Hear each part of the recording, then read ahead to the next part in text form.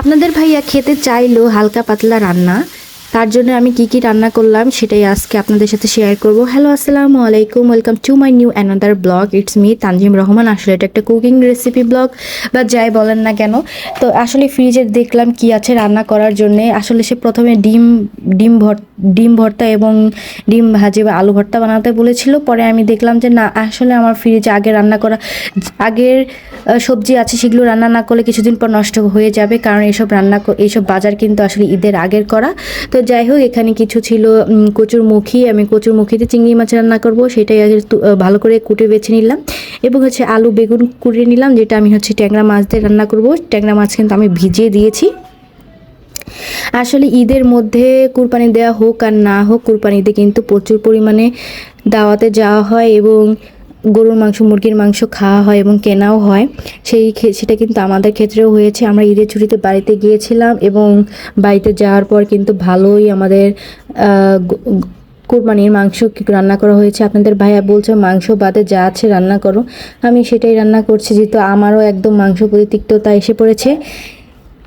এটাই হচ্ছে মেন কারণ, যার কারণে হালকা পাতলা রান্না। আমি আসলে সব কিছু গুছিয়ে নিয়েছি, আলু বেগুন কুটে নিলাম এবং পেঁয়াজ মরিচ কুটে নিলাম। পরবর্তীতে আমার কাছে জানি আর বটির কাছে না আসতে হয়, এর জন্যই আমি সব কিছু ভালো মতো রান্না করেছি। আসলে এরপর আমি একটু ডাল চড়িয়ে দিয়েছি, ডাল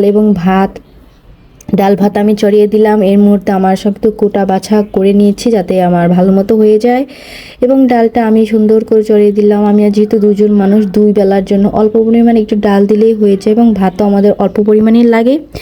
এখন আমি ডালটা বাগার দিব হলুদ, পেঁয়াজ মরিচ এবং 5 ফোড়ন দিয়ে আমি বাগারটা দিলাম। আপনাদের ভাইয়া এই 5 ফোড়ন দিয়ে বাগারের ডাল খেতে কিন্তু খুবই ভালোবাসে।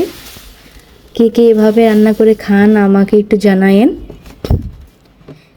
তো এভাবে করে রান্না বান্না চলছে এবং আপনাদের ভাইয়া ওই পাশে গেমস খেলতেছে। যদি নয়েস আসে অবশ্যই বলবেন। তো এখানে আমি যেহেতু ট্যাংরা মাছগুলো আমার ভেজানো হয়ে গেছে এবং আমি ট্যাংরা মাছগুলো ভেজে নিচ্ছি। ভাজা ট্যাংরা মাছ দিয়ে একটু ঝোল ঝোল খেতে কিন্তু খুবই মজাদার লাগে। এটা আসলে আমি রান্না করেছি আমার মতো করে। আসলে এটা কোনো রেসিপি ব্লগ না, আমার স্টাইল যে আপনাদের ফলো করতে হবে সেটাও কিন্তু না।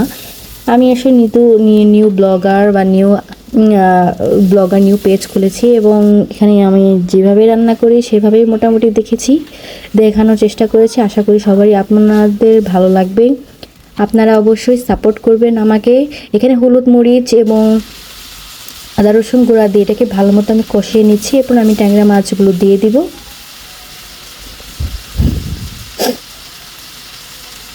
ভালো মতো কষানোর পর ভাজা ট্যাংরা মাছগুলো আমি এখানে দিয়ে দিলাম। দিয়ে দেওয়ার পরে আসলে এটাকে আমি একটু পানি দিয়ে পানি দিয়ে রান্না করে নিব এবং পানি দিয়ে রান্না করার পর এটাকে ঝোল শুকানোর পর আমি এটা নামিয়ে ফেলবো লবণ টেস্ট করে।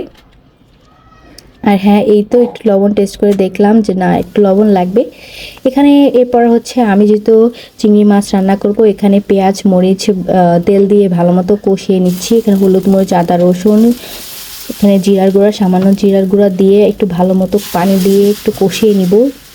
কষিয়ে নেওয়ার পর আমি এখানে চিংড়ি মাছ যে দিয়েছি সেই চিংড়ি মাছগুলো এখানে দিয়ে দিব। এখানে গুঁড়া চিংড়ি মাছগুলো আমি দেওয়ার চেষ্টা করেছি এবং এই চিংড়ি মাছ দিয়ে ওল রান্না করলে বা কচুরমুখী রান্না করলে কিন্তু খুবই মজা লাগে।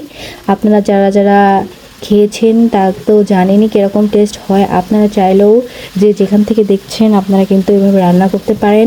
বাজারে কিন্তু এখন কচুরমুখী বা ওল কিন্তু উঠে পড়েছে।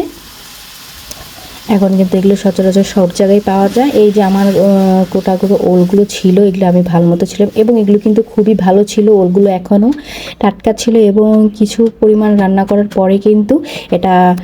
ধন্যবাদ সবাইকে আপনাদের ভিডিওটা দেখার জন্য। আসলে লাস্ট রান্না করার শেষের ক্লিপটা আমি নিতে পারিনি, অবশ্যই সবাই ক্ষমা দৃষ্টি সহকারে দেখবেন। আসসালামু আলাইকুম।